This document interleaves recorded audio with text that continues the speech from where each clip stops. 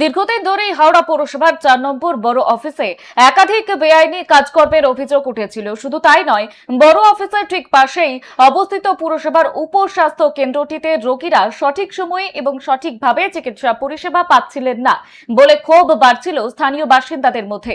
জনসাধারণের এই হেনস্থার কথা জানতে পেরে মঙ্গলবার সকালে মধ্য হাওড়ার দলীয় কর্মী সমর্থকদের সঙ্গে নিয়ে ময়দানে নামেন বিজেপি কনভেনর শিবশঙ্কর সাধুখা। তিনি সরাসরি বড় আধিকারিক এবং উপস্বাস্থ্য কেন্দ্রের স্বাস্থ্য আধিকারিকদের সঙ্গে দেখা করেন।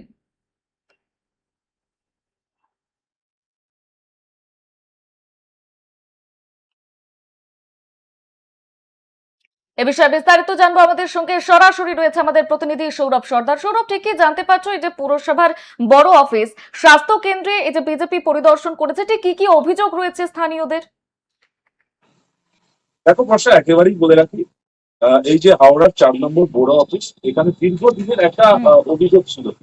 মানুষ একটা অভিযোগ করছিল বিভিন্ন সিন্ডিকেটের সঙ্গে যুক্ত, এবং বিভিন্ন রকমের বেআইনি নির্মাণ, এবং বিভিন্ন রকম অবৈধ কার্যকলাপের পাস করানো, এই ধরনের কাজের একটা অভিযোগ বিজেপি নিয়ে এসছে। তাদের কাছে অভিযোগ ছিল দীর্ঘদিন ধরে, এমনটা কিন্তু জানাচ্ছে। এবং তারই ভিত্তিতে যেটা দেখা যাচ্ছে যে রাজ্যে পালাবদল হয়েছে, নতুন সরকার গঠন হয়েছে, তারপরেই একেবারে বিজেপি কর্মীরা তারা কিন্তু একেবারে রাস্তায় নেমে পড়েছে।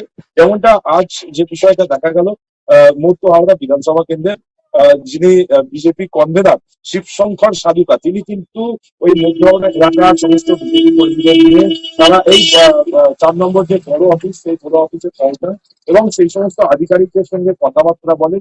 এই যে বিভিন্ন রকম দুর্নীতির অভিযোগ যেটা ছিল, সে বিষয়ে কথা বলেন যে কোন রকম দুর্নীতি আর নতুন করে কোন রকম দুর্নীতি করা যাবে না। যে সমস্ত প্ল্যান পাস, অবৈধ প্ল্যান পাস, নানান রকমের প্ল্যান পাস করানো হতো, সেগুলিতে একেবারে নিষেধাজ্ঞা দেন তিনি। একেবারে আধিকারিকদের সঙ্গে সরাসরি কথা বলেন এবং আশঙ্কাই এই যে কনভেনর শিবশঙ্কর বাবুর এই যে একেবারে বড় অফিসে হানা, এটা কিন্তু ওখানকার কর্মী যারা দিচ্ছে তারা কিন্তু বুঝতে পারেনি। এর ফলে একটা অপ্রস্তুতির মধ্যে পড়ে যায়। এবং তার পাশাপাশি আরো একটা বিষয় বর্ষা বলে রাখি, এই বড় অফিসের পাশেই ঠিক রয়েছে একটি স্বাস্থ্যকেন্দ্র, সরকারি স্বাস্থ্যকেন্দ্র, যে স্বাস্থ্যকেন্দ্রটি একেবারে পৌরসভার তরফ থেকে খোলা থাকলেও তাতে কিন্তু জরাজীর্ণ অবস্থা, স্বাস্থ্য পরিষেবা ঠিকঠাক মতো পাচ্ছে না, এমনটা কিন্তু বিজেপির তরফ থেকে অভিযোগ করা হচ্ছে। সেই স্বাস্থ্য কেন্দ্রেও একেবারে এই যে হাওড়ার বিজেপি যে কনভেনর শিবশঙ্কর সাধুকা, তিনি কিন্তু সেই স্বাস্থ্য কেন্দ্রেও যান, গিয়ে স্বাস্থ্য কর্মীদের সঙ্গে যেমনটা কথা বলেন। তার পাশাপাশি আহ আহ ওই যে বিভিন্ন রকম রোগীর আত্মীয় পরিজন যারা রয়েছে তাদের সঙ্গে কথা বলেন। এবং তার পুরো যে স্বাস্থ্য কেন্দ্র যে বিল্ডিং রয়েছে, সেই বিল্ডিং কিন্তু একেবারে পরিদর্শন করেন শিবশঙ্কর বাবু। দেখা যায় বিভিন্ন জায়গায় জরাজীর্ণ অবস্থা রয়েছে এবং রোগীর ঠিকঠাক মতো পরিষেবা পাচ্ছে না, চিকিৎসা পরিষেবা একেবারে ভেঙে পড়েছে যেমনটি দেখা যায়। কিন্তু সেই মতোই শিবশঙ্কর সাধুকা তিনি কিন্তু ওখানে যান, গিয়ে সমস্ত স্বাস্থ্যকর্মী যারা রয়েছেন তাদের সঙ্গে সৌরভ, কথা বিজেপি বলেন। কনভেনর শিবশঙ্কর সাধুকা তিনি যখন পৌঁছালেন ঘটনাস্থলে, তারপরে কি কেন্দ্রের এই যে স্বাস্থ্য আধিকারিকরা তাদের সঙ্গে কথা বলেছেন? তবে স্বাস্থ্যের কোন রকম ভাবে অসঙ্গতি কি তিনি খুঁজে পেয়েছেন? মানে কোন রকম ভাবে কোন রকম গাফিলতির খবর?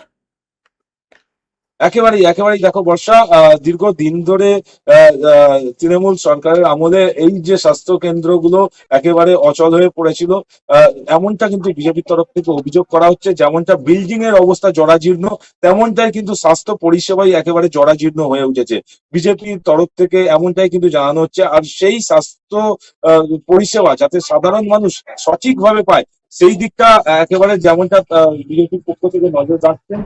এবং এই পরিষেবা যাতে আবার পুনরায় শুরু একেবারে সাধারণ মানুষের জন্য শুরু করা যায়, সেটার দিকেও তিনি কিন্তু জানিয়েছেন নজর রাখবেন। এবং সমস্ত স্বাস্থ্য কর্মী বা স্বাস্থ্য আধিকারিক যারা রয়েছে তাদের সঙ্গে একেবারে কথা বলেন, তাদের সমস্যা অভাব অভিযোগের কথা শোনেন এবং যারা যে সমস্ত রোগী রয়েছে, রোগীর আত্মীয় পরিজন, তাদের সঙ্গেও কিন্তু কথা বলেন। বর্ষা, সৌরভ, ওই পুরসভার উপস্বাস্থ্য কেন্দ্রটিতে কোন রকম ভাবে চরম অব্যবস্থার চিত্র কি নজরে এসেছে? একেবারেই বর্ষা, আগেও বলেছি, আবারও বলছি যে এই যে বিজেপির তরফ থেকে যে বিষয়টা জানানো হয়েছে যে তিনি আজ হঠাৎই ওই স্বাস্থ্য কেন্দ্রে যান এবং 4 নম্বর বড় অফিসে, হাওড়া 4 নম্বর যে বড় অফিস সেখানে যান। আর ঠিক এই বড় অফিসের পাশেই এই স্বাস্থ্য কেন্দ্র রয়েছে এবং সেখানেই আচমকা বিজেপির তরফ থেকে কর্মী সমর্থক নিয়ে একেবারে হাওড়ার যে বিজেপি কনভেনার শিবশঙ্কর সাধুকা তিনি রয়েছেন, তিনি হঠাৎই এই স্বাস্থ্য কেন্দ্র যেমন বড় অফিস পরিদর্শনে যান তেমনটাই কিন্তু স্বাস্থ্য কেন্দ্র পরিদর্শনে যান। সেখানে গিয়ে তিনি পুরো এই যে বিল্ডিং চত্বর, স্বাস্থ্য কেন্দ্রের যে বিল্ডিং রয়েছে সেটা যেমন পরিদর্শন করেন এবং তার পাশাপাশি বিভিন্ন আত্মীয় পরিজন এবং যে সমস্ত স্বাস্থ্যকর্মী বা স্বাস্থ্য আধিকারিক রয়েছে তাদের সঙ্গে কথা বলেন। তিনি যেটা জানাচ্ছেন কথা বলার পর যে এই যে উপস্বাস্থ্য কেন্দ্র যেটা রয়েছে সেখানে কিন্তু জরাজীর্ণ অবস্থা, বিল্ডিং এর বিভিন্ন জায়গায় ফাটল ধরেছে এবং নোংরা আবর্জনায় ভরে গেছে। পৌরসভার তরফ থেকে এগুলো যেমনটা ব্যবস্থা নেওয়া হয়নি, দীর্ঘদিন সংস্কার হয়নি অভিযোগ করে, ঠিক তেমনটাই চিকিৎসা পরিষেবার ক্ষেত্রেও একটা গাফিলতি রয়েছে। ঠিকঠাক ভাবে পরিষেবা পাচ্ছে না রোগীর আত্মীয় পরিজনরা যে অভিযোগ করেন, সেই অভিযোগের ভিত্তিতে যা জানা যায় যে ঠিকঠাক ভাবে এলাকার মানুষ কিন্তু চিকিৎসা পরিষেবাটাও পাচ্ছেন না। আর এই বিষয়ে সাধারণ মানুষের সঙ্গে কথা বলার পর এই শিবশঙ্কর সাধুকা তিনি কিন্তু আশ্বাস দেন যত শীঘ্রই সম্ভব এই পরিষেবা আবার পুনরায় শুরু করা হবে এবং সাধারণ মানুষ যাতে চিকিৎসা পরিষেবা পায় সেই দিকে নজর রাখা হবে। বর্ষা। বেশ, ধন্যবাদ সৌরভ। যেমনটা আপনাদের জানাচ্ছিলাম, এই মুহূর্তে আমাদের হাওড়ার দিকে নজর রয়েছে। হাওড়ায় পুরসভার বড় অফিস স্বাস্থ্য কেন্দ্রে বিজেপির পরিদর্শন, পরিষেবা উন্নত করার কড়া বার্তা দিয়েছেন তিনি। দীর্ঘদিন ধরেই হাওড়া পুরসভার 4 নম্বর বড় অফিসে একাধিক বেআইনি কাজকর্মের অভিযোগ উঠেছিল। শুধু তাই নয়, বড় অফিসের ঠিক পাশেই অবস্থিত পুরসভার যে উপস্বাস্থ্য কেন্দ্র রয়েছে সেই উপস্বাস্থ্য কেন্দ্রটিতে রোগীরা সঠিক সময়ে এবং সঠিকভাবে চিকিৎসা পরিষেবা পাচ্ছিলেন না বলেও ক্ষোভ বাড়ছিল স্থানীয় বাসিন্দাদের মধ্যে। জনসাধারণের এই হেনস্থার কথা জানতে পেরে মঙ্গলবার সকালে মধ্য হাওড়ার দলীয় কর্মী সমর্থকদের সঙ্গে নিয়ে ময়দানে নামেন বিজেপি কনভেনর শিবশঙ্কর সাধুকা। তিনি সরাসরি বড় আধিকারিক এবং উপস্বাস্থ্য কেন্দ্রের স্বাস্থ্য আধিকারিকদের সঙ্গে দেখা করেন।